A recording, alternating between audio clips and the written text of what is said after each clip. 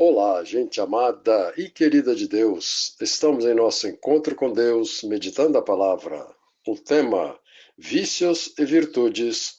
Cultivar bons hábitos para não contrair vícios. Parte 5.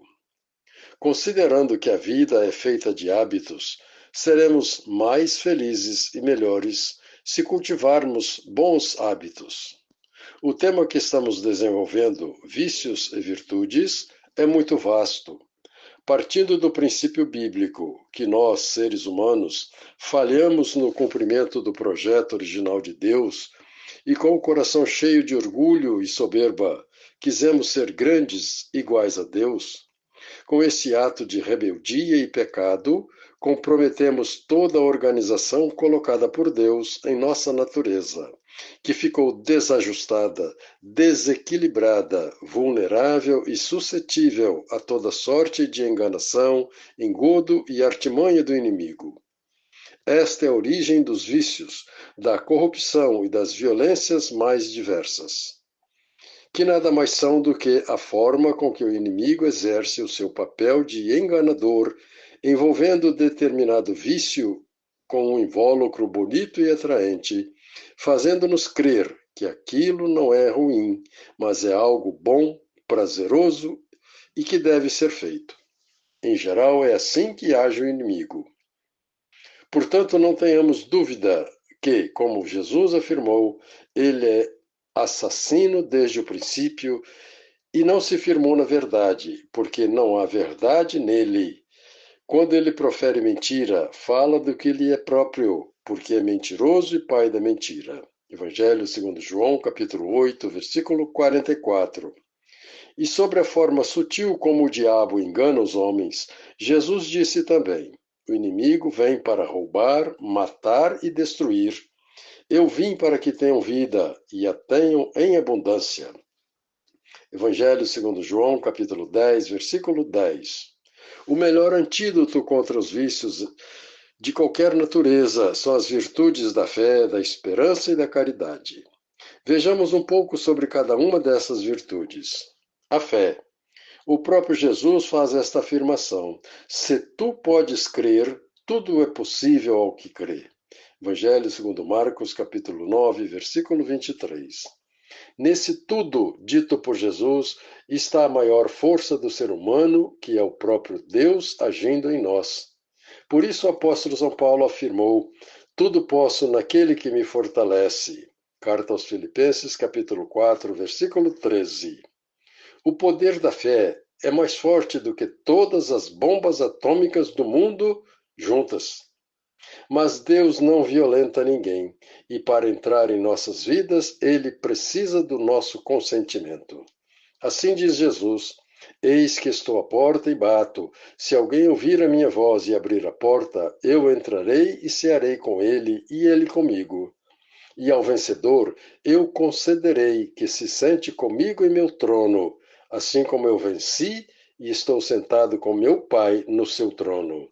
Livro do Apocalipse, capítulo 20, capítulo 3, versículos 20 e 21. Portanto, é Deus quem age, fazendo aquilo que eu não consigo fazer, ou seja, é o Senhor quem nos dá a vitória. Porém, é necessário que eu lhe permita agir em mim.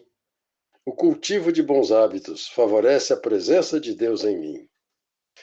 A esperança é a segunda força, que pode ser comparada com uma âncora, na qual o barco de nossas vidas fica ancorado. As tempestades e vendavais assolam o nosso barco, mas se permitimos Jesus entrar no barco, ele entra e permanece, não permitindo que o nosso barco afunde.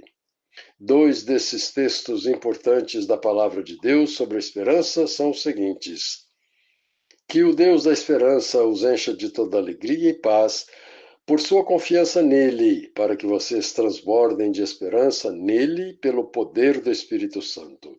Carta aos Romanos, capítulo 15, versículo 13. E em outro texto bíblico, o mesmo apóstolo São Paulo afirma: eu sei em quem coloquei a minha esperança. Segunda carta a Timóteo, capítulo 1, versículo 12. O objeto da nossa esperança e confiança é Deus. A terceira virtude ou força extraordinária que temos é o amor, a própria essência divina.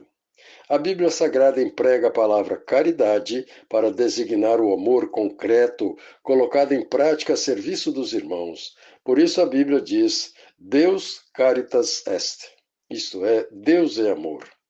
Primeira carta de João, capítulo 4, versículo 8. Dessas três virtudes, a principal é o amor, como diz a palavra. Ainda que eu falasse a língua dos homens e dos anjos, ainda que eu tivesse o dom da profecia e conhecesse toda a ciência, e tivesse toda a fé, a ponto de transportar montanhas, ainda que eu distribuísse tudo o que tenho com os pobres, e ainda que eu entregasse o meu corpo para ser queimado, se eu fizesse tudo isso, mas não tivesse amor, de nada valeria e eu nada seria. Agora vemos como que por um espelho, mas então veremos face a face. Agora, pois, permanecem estas três coisas: a fé, a esperança e o amor, mas a maior delas é o amor. Primeira carta aos Coríntios, capítulo 13, versículos de 1 a 13. A fé, a esperança e o amor, enquanto estamos aqui no mundo, estas três virtudes andam juntas, lado a lado, como três irmãs que não se separam. Porém, a palavra nos ensina que quando sairmos deste mundo para a eternidade, não teremos mais necessidades da fé, porque estaremos vendo Deus face a face. Nem precisaremos mais da esperança, pois já estaremos na posse plena de Deus. Portanto, somente o amor subsistirá, porque Deus é amor. Pensemos nisto e até amanhã, se Deus quiser. Paulo Jorge Lúcio, padre casado.